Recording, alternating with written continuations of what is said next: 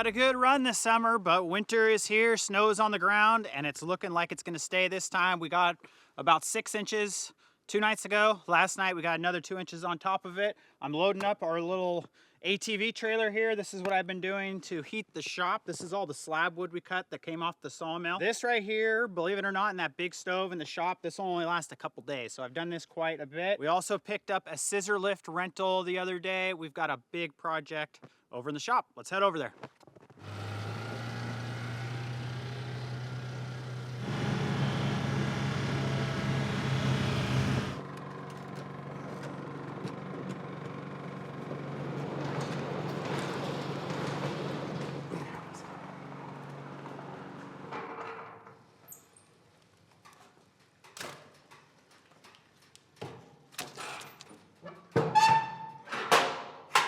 Welcome to the inside of our Quonset Hut shop. We've been building this for about a year and a half. We're really close to being done. The building is 2,400 square feet and it consists of the building itself, our utility room, which is right over here, and we've also got a seed room on the back that is also in construction. We've been busy out here this morning, and that's because we are using this shop on a daily basis. We have all of our stuff in here, we have all of our tools in here, and we put in all these racks knowing that we were gonna have to move them. So we've pulled them off the wall, we've unloaded everything from them. All of our electrical and the conduit is gonna be run along that back wall. And that's the project for this week. We have basically no lights inside the shop. We have one outlet that we can use for a couple little lights, but that's it. We're gonna be wiring all the lights on the front of the shop, as well as installing 8 high bay shop lights. The rental that we picked up the other day was quite interesting getting it off the trailer.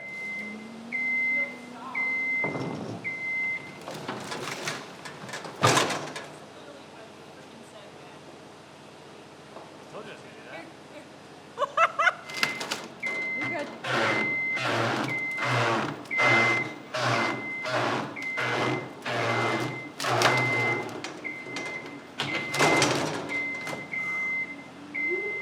This model is a little bigger than the one we rented when we were constructing the Quonset Hut. I believe that one was a 1930, but they didn't have that one. And the reason we wanted that one is we could have unloaded it with our tractor, and it's just smaller and it fit our needs a little bit better. This is the only one they had, and it weighs about 5,000 pounds, so it's a big scissor lift. We're not gonna use this quite yet. We're gonna start on all the electrical that's a little bit lower down. So the electrical phase of this whole entire project has been thought about for a long time, and underneath our spray foam, we have some, I can't remember the size right now, maybe 5/16 or something like that. But anyways, we have some threaded rods sticking out. When we had the building foamed, we put tape over the threads, and we haven't really cut into any of these. And we have to cut off the foam, we have to cut off the tape, and we have to get them all ready. There is a lot to do in this shop. Just like that. Man, that's some thick foam right there. We're gonna take some off, you know what I mean?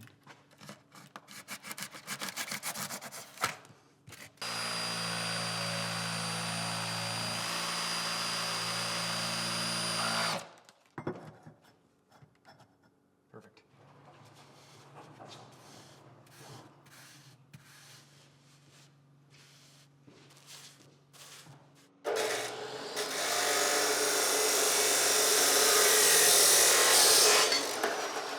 We're gonna be hanging a couple runs of conduit along this wall, and to hang them up, we are gonna be using Unistrut.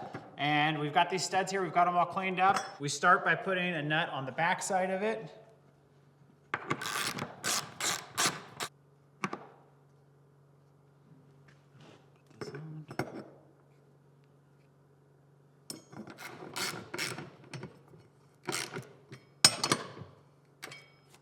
There we go. I cut all the pieces of strut at 12 inches. These are spaced at 8 feet apart, the whole wall down. This one's got one more to do, and we'll tackle the other wall. Paint's wet. Okay. Look how tight you can tighten these down.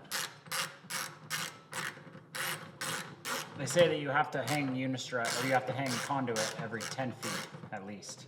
And we're doing it every 8 feet.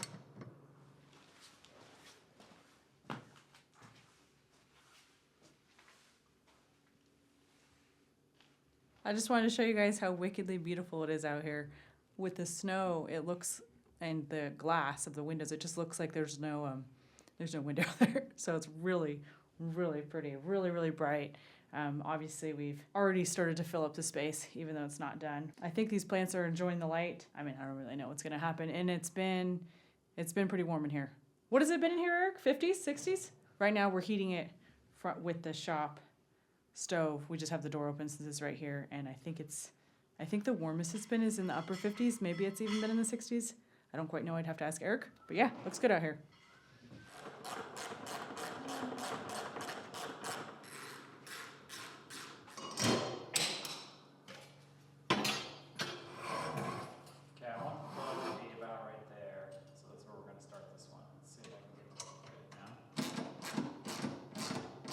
Interesting. That's cool, babe. And then what we're gonna do is we're gonna put our first outlet right here. And I was thinking we'll put another outlet right where that one ends. What do you think? So far we've decided on 4 outlets for each wall, and we're gonna kind of make it so we can add more in the future if we need to. And we're doing 10 feet, and then we're gonna put an outlet. We have one at the way end over there by the end wall, and then we're gonna put one here, and then we'll continue our tubing down to the next one. It's working really good with these different types of clamps to clamp to the Unistrut. I had to get different kinds because the hardware store, actually 2 hardware stores, Home Depot and Lowe's, I could only get what I could get, and I'm hoping it's gonna be enough. This is 1/2-inch EMT that we're using, and this one we're working on right now. It's gonna house the wiring for these outlets.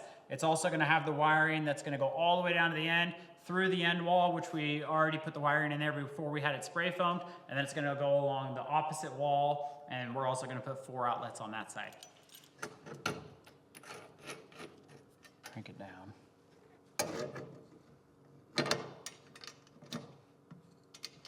Slide our other piece in there.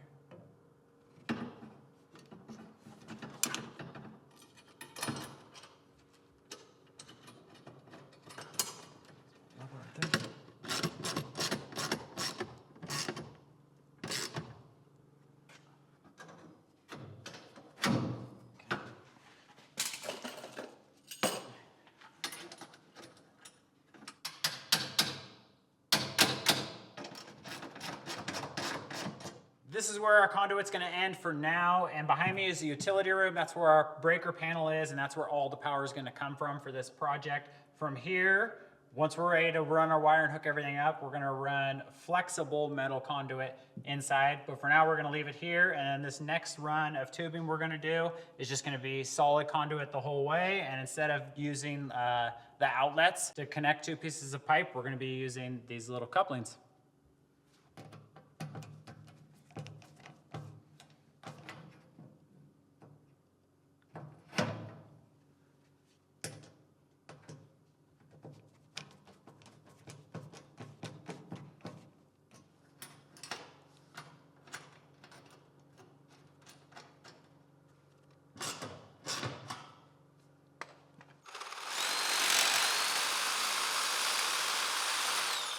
Onto the other side, and we're gonna place a piece of conduit before we do the outlet, and we're having to start to cut our conduit now, and every time we cut it, we're gonna deburr it. We're gonna do it on the outside so it fits into a connector good, and then we're gonna do it on the inside so it doesn't cut through the insulation on the wire that we're gonna run through there. Get this one a little better.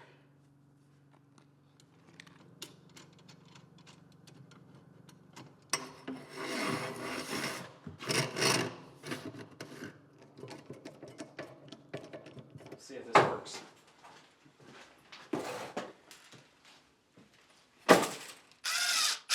We're gonna start pulling wire in this first run that we're gonna do. This is gonna be for the outlets that are along this wall. So they're gonna come out of each one of those little boxes, and we'll put an outlet in there. We have black, we got a white, and we got our ground. This is all 12 gauge solid wire we're gonna be using. I think this little wire spool jig I set up just might work. So where our conduit ends is on the outside right here. We're gonna pop in a couple holes, and where that metal EMT conduit ends out there, we're gonna connect it to flexible metal conduit, and that's gonna come in here. We're gonna be able to bend it, run it behind the inverter, and into the breaker box, which is right here. This shouldn't be too bad. Definitely a 2-person job. Let's see if we can get it pulled through.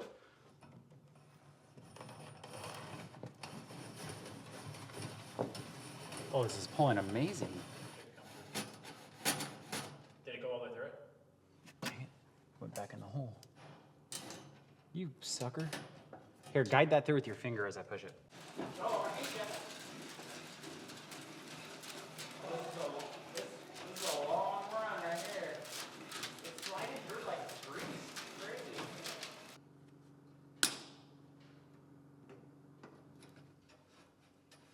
Right about there. And then grab those when I pull them through. That should clear. Is that enough?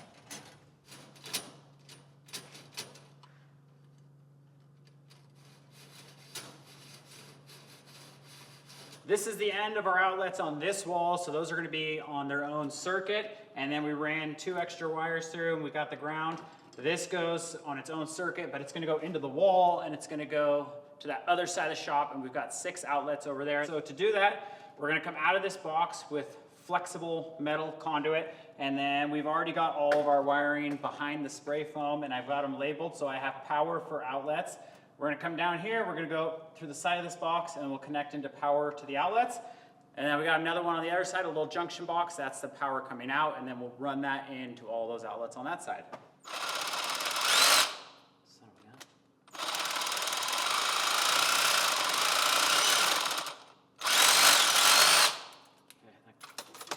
That works really good. Yeah, they sell little bushings that you can put in there, but they were all out for some reason at both stores. It reminds me of Arnold Schwarzenegger when he's the Iceman. That does? The little tube. Little tentacles. Whoa, so you're gonna kick it. That's gonna be perfect like that. See, look, and this clamps it down.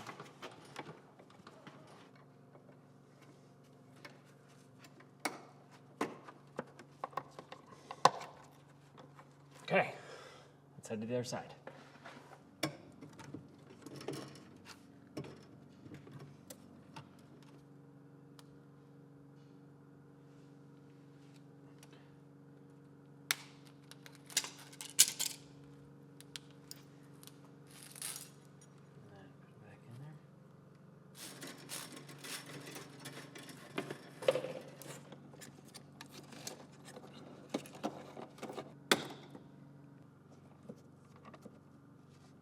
Well, good morning. I've been out here for about an hour putting in outlets, and compared to the first one to the last one I just put in, I'm getting a lot quicker. I'm learning a lot during this whole process. This shop build and the electrical in here is by far the most electrical work I have ever done in my life, but I'm going to show you guys how I've been putting in these outlets. So our wiring here, this comes from our power, so it's going to come into the outlet, but then we want power to another outlet down there, and that's going to lead out with these wires right here. The first thing I'm doing because of our boxes is I'm clipping off all these little ears right here so they don't hang out the cover. Okay, we'll set this aside for now. We're going to work on the ground.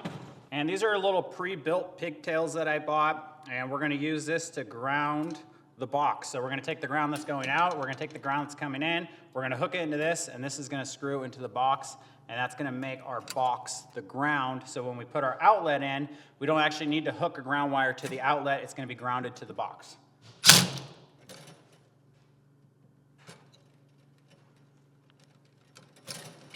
And we're going to take all the ground wires and we're going to twist them together so they don't come apart on us, and then we're going to use a wire nut. Push that out of the way. This is something I learned, which I was kind of having a problem with at the beginning, and that's looping the wires. So the black ones, they're going to go on one side, so the screw is going to go one way. So those I've been bending up like that, and I get a nice little loop like that. That way when we tighten the screw, it kind of tightens with it, and it keeps it in there. It doesn't want to push it out. But the white one, the neutral wire, it's on the opposite side. So I've been going like this, and I've been using the other little hole on these pliers, and I'm bending that one down. And that goes the same for this side right here. These say what is what on there on the back. So the black is gonna go right here. It says hot, but the black goes on the golden screws. And then the neutral, you can see these screws are silver. That's where the neutrals are gonna go. And I've been taking the power coming in and hooking those on the top. See how it holds it in there? And then the other one, this is the power going out. Stick that one right underneath it.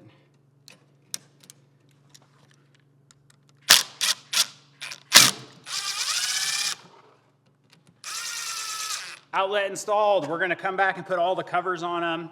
Once we hook it up into the breaker and we test it and make sure I didn't mess anything up, we do need to get one more plug for the end because we were planning on 9, but we have 10 plugs in here. Through my research, I found that this EMT conduit is actually used as a ground since it's metal and it's connected all through these metal parts. We're choosing to put a ground wire in here because I did some more research and it was saying that if you go to flexible metal conduit, you can only do something like under 6 feet, and we're gonna have over 6 feet in there. And speaking of in there, we're ready to head into the utility room. We're gonna shut off the power to the inverter. We're gonna be running our lights off the generator outside, and we're gonna see if we can get these outlets hooked in.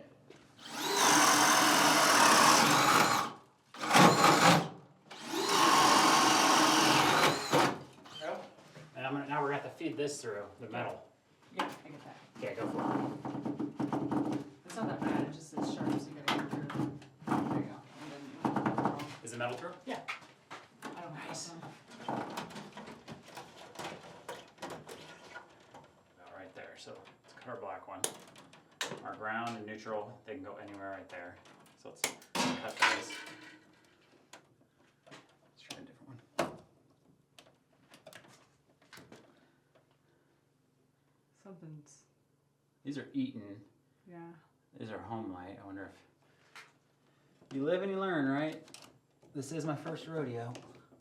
Well, we learned something today. You cannot put an Eaton breaker inside of a square D box. So we've got the right breakers. These are square D. They fit in there very nicely. There's like this little lip on this one. It won't allow it to go in. Anyways, we've got our outlets in. We've got the bottom one that's the outlets on this wall. We've got this top one that's the outlets on the other wall. So only one thing left to do. Let's go test them out. That one's on. Nothing exploded. Okay, outlet number 1. It works. Very nice. Let's go to the last one. Let's see if that one works. All right, so this wall works. Let's check the other one. Okay, I think we did it. We got power. In our top piece of conduit, I've already run some wire through it. We're gonna do 2 circuits. We're gonna do this one. That is going to be the lights on the front of the shop. So we've already put those up. Lights on either side of the door. I believe they're called scourge lights, something like that. There's a big floodlight on top of the big door, and then over the man door, there's a motion detector light. That's gonna be powering those on a circuit. And then this circuit is gonna be the main shop lights. They're pretty powerful lights. We're gonna have 8 of them. We're gonna have them on 2 switches. So the right side, then the left side. The total wattage is about 1200 watts. So we're gonna do those on 1 circuit, and those are getting wired in right here. We'll stick her in. This is gonna get tight in here. I have a feeling. Like my paint job? Yeah, this looks amazing.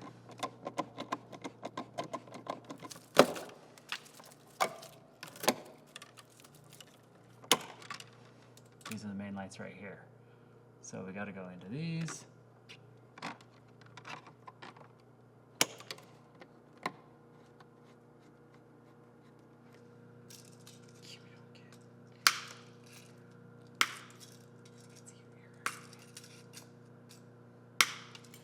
That's what I was going for. So all these switches are going to get hooked into that one. So let's strip all these switches.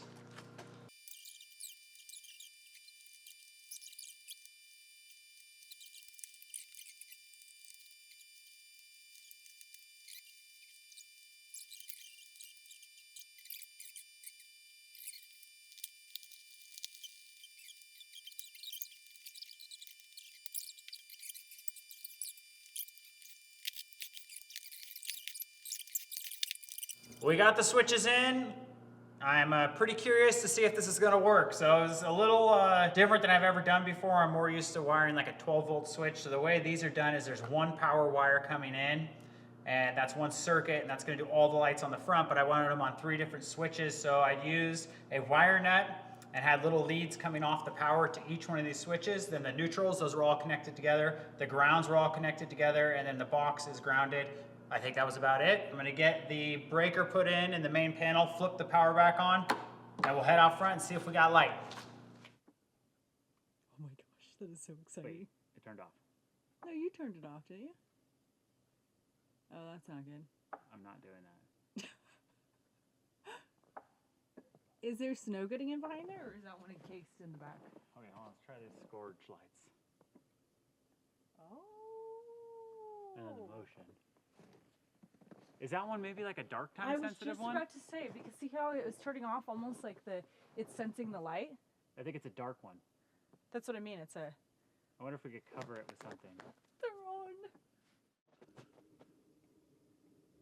What an awesome sight. The lights are working. I believe that flood one up top does have like a night sensor on it. I think that's why it's turning on and it's coming off, because it's daylight right now. But we'll test that later when it gets dark. We got a lot of work to do inside the shop, a lot of cleaning up before we get up on that scissor lift.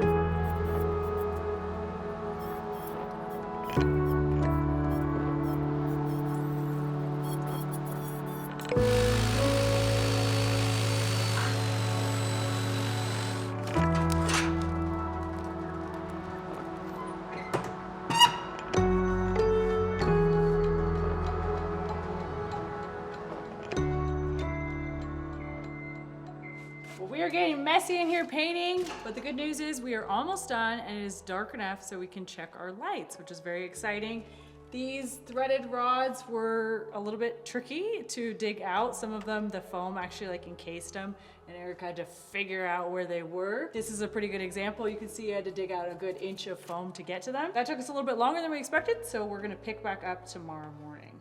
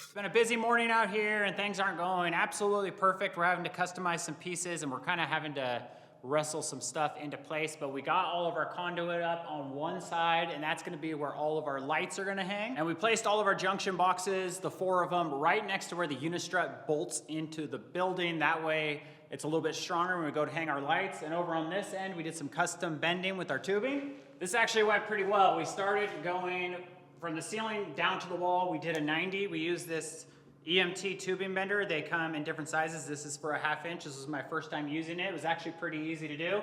And then we came down the wall and we did like a a little bend and I moved it, a little bend and then I moved it. And we ended right here.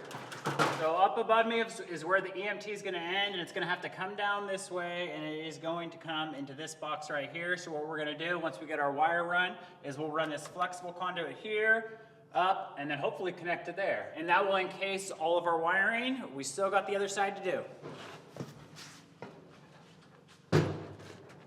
Right to the Somewhere in there.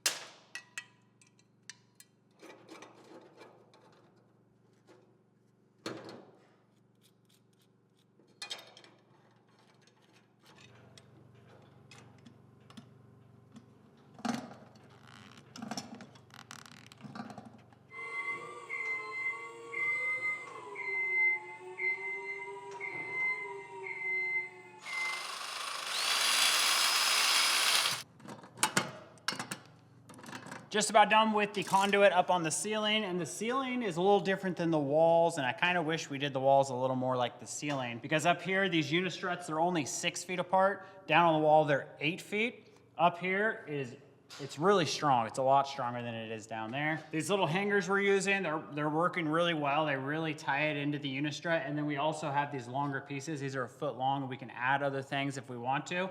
The lights themselves are gonna hang from the conduit. So like right here, if you can imagine that. And that's where our strength is. This is our third box on this side, then we got one left.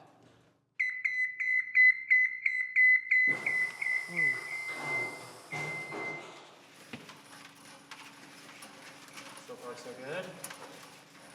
Just keep it going. Speed is your friend. That's how we got some of those other ones fast.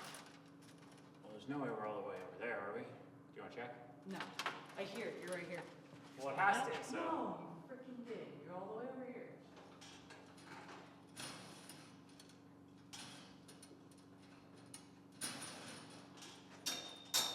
And then cut this one.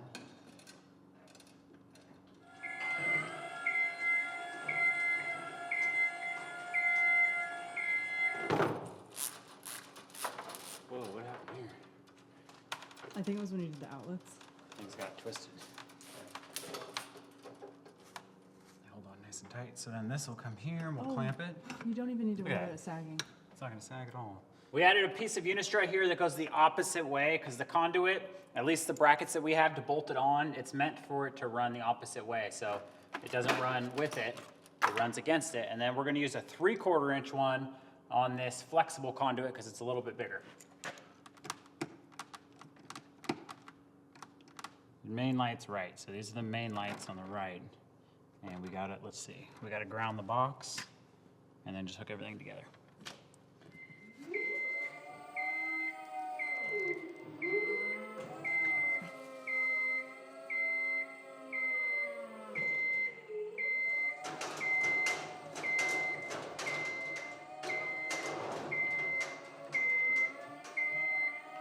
The scissor differential is working great. It doesn't like the slope we think where the drain is. It'll kind of like spin out, and then also it beeps really loud at you when you go too high or something. It doesn't really like that, but we don't need it much longer anyways. Oh, I thought it went into the slot. Gotcha.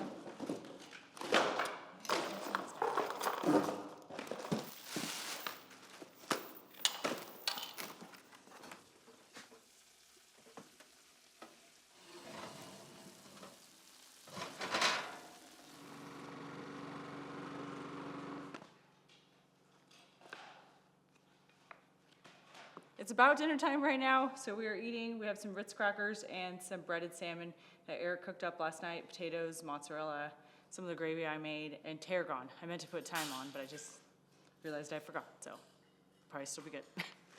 These are the lights we're going to be using for the shop. These are from Topaz is what they're called. They're 160 watt, that's how much power they take, LED high bay shop lights. We have 8 of them, and all we're doing now is we're taking the wiring and we're kind of extending it up so we can wire it into our junction box. So we've got the ground we hook into, we've got the neutral and the hot. We're using some nice connectors, And then we're using these little pieces of flex conduit. This one right here is already done. And then we'll have the wires sticking out of the top. We're doing it down here because it's a lot easier to do it on the ground. And then I think we'll have to bring them up one at a time and see if we can hang them from these chains and put them in.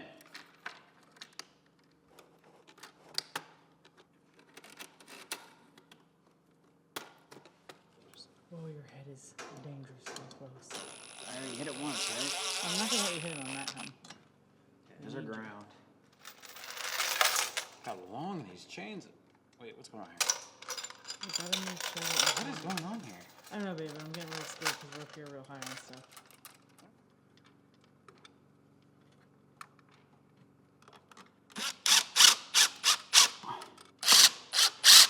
Oh gosh, but it looks good. Doesn't that look good?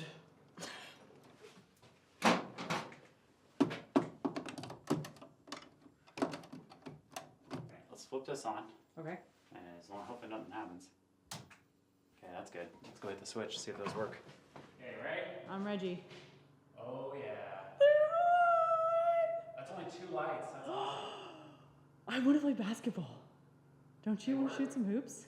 How much brighter it is. Oh my gosh. So that's off with just those other lights.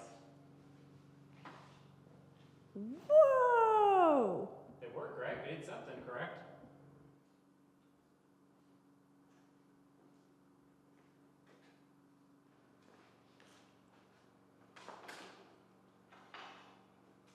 Well, that's gonna do it. All 8 lights are up.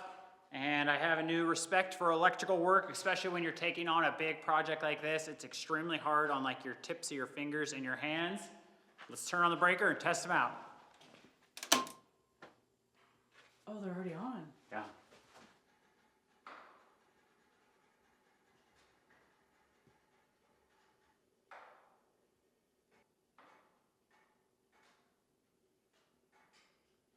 What an amazing amount of light we now have in the shop, and the install, it went pretty good. It's nice and clean, just like I wanted it, except for one little part we messed up on, or I did. When I put this switch box in here before we had it spray foamed, I didn't put it the right way. I put it sideways. So our switches to turn on the lights are at an angle. We can either leave them, we can cut this out and cut it out of the foam, put a new one, or maybe extend the wires and put another one on top. I think we're probably just gonna leave them for now. We still need to pick up some junction box covers and some light switch covers for a few of the boxes. We've got a lot of cleanup to do, and I've got a little bit of wiring to take care of over here.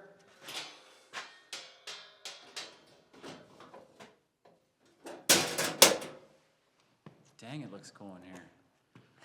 Well, this is very exciting. The lights are finished at this point. It's been a long time coming. About 2 years ago is when we ordered our Quonset hut. You know, we've hauled it up here. We did all of the supply runs. And really, it's been Eric who has done pretty much 100% of the research for the shop. So we're talking heating. He's dabbled in electrical work and plumbing. And the only reason that we have this shop up and running right now is because of him. So very exciting to have the lights. I did it all by myself. Yeah. I'm just kidding. I was here to help a little. I didn't do as much research. Thank you for helping me. You've been a big help and a motivational person towards me. But I haven't done any of the research.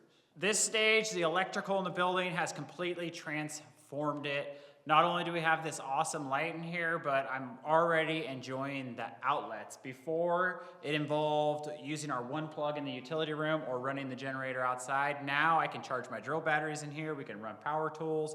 It's just been absolutely amazing. And one thing we kind of noticed when we got half the lights put in was these lights are extremely bright. So they're 160 watts each. They're meant for like really tall buildings. Ours are sitting about 12 feet. I think that's about the lowest you'd want to put them. But even just 4 on is really bright. And these lights, they come with a dimmable feature. So there's 2 wires inside. It's a little tiny pink one and a purple one. They're these little low voltage wire, and they use something called a 0 to 10 volt dimmable setup, I believe it would be called. And we went ahead and put in the wires so we could actually dim these lights down. The one side that we hadn't completed, it wasn't too bad. We just ran an extra 18 gauge wire or 2 wires in it. But the side that we already did, it was kind of a pain. We had to take things apart and fish a little wire all the way through the conduit down to the switches. And what we're gonna do is put in a couple dimmable switches. That when we come in here, we can set the lights to like 10%, 50%, 80%, or we can have full power on them. It was definitely a pain for Eric to have to go back and redo some of that work, but I think going forward, it made sense because then we'll have control over the lights if we don't want them all the way at 100%. We've been in here now for like 2 days, and I have to say, with both sides lit up, it's really not too bright. I think all of the stuff we have in here really helps. Yeah. We do have to be mindful of how much power we're using out in the shop. With all the lights running, it's over 1,200 watts of power. So if you want to come out here and flip all the lights on and just do something little or whatever, you're drawing a ton of power. We have solar, we have batteries. I mean, we've got a pretty big battery bank, but it's not the biggest. So it'll be nice to dim the lights down a little bit out here. It's nice and toasty in here. We've got the wood stove going. We need to open up the shop door. We've got the trailer out front. We're gonna see if we can get the 5,000-pound scissor lift loaded up. That should be interesting. And the next big project we need to get accomplished out here in the shop is gonna be the in-floor heat. Thanks for watching, and we'll see you in the next one. Let's do this.